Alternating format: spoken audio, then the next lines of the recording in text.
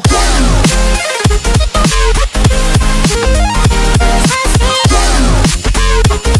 L'élimination de l'OL a amené Jean-Michel Aulas à ne pas annoncer la prolongation de contrat de 2 ans qu'il envisageait pour son entraîneur. Nous avions convenu avec Bruno et le comité de gestion que si nous allions en finale, et que nous étions sur le podium, il y aura une prolongation.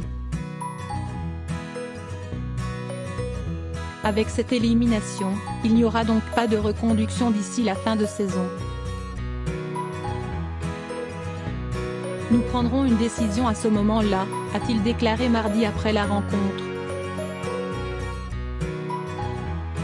La qualification en finale n'avait encore jamais été évoquée comme argument pour confirmer Genesio. À l'origine, cette prolongation n'était liée qu'à une qualification pour les huitièmes de finale de la C1, obtenue, mais aussi à un ticket pour la prochaine édition via une place sur le podium, la deuxième si possible. Cette dernière condition est absolument impérative et Aulas a clairement mis la pression sur son entraîneur. La prolongation n'est pas écartée mais elle tiendra encore plus compte des résultats. Mais il peut aussi vouloir écouter d'autres propositions, a concédé Aulas. Genesio, qui était, jusqu'à présent au moins, clairement le premier choix du club pour occuper le banc la saison prochaine, pourrait aussi reconsidérer son désir de rester à l'OL. Il a d'ailleurs confié depuis plusieurs semaines ses intérêts à l'agent israélien Pini Zahavi, impliqué notamment dans le transfert de Neymar au PSG en 2017, pour le représenter sur le marché étranger.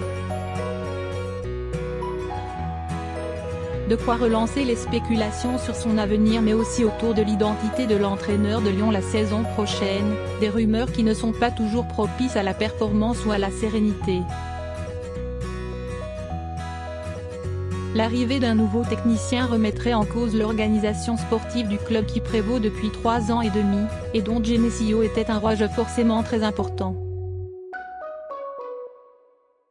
Car un entraîneur venu de l'extérieur, étranger notamment, outre le fait qu'il devra s'entendre parfaitement avec Aulas, souhaitera venir avec 1 ou 2 assistants, voire plus, et l'unité ne serait plus la même qu'actuellement.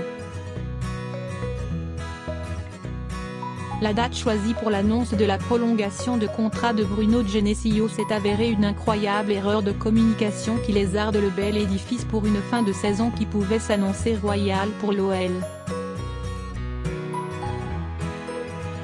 Elle a, à l'inverse, forcément affaibli la position de Bruno Genesio qui doit aussi remobiliser un groupe où Memphis Depay et Nabil Fekir, les 2 joueurs majeurs de l'effectif, affichent une implication douteuse.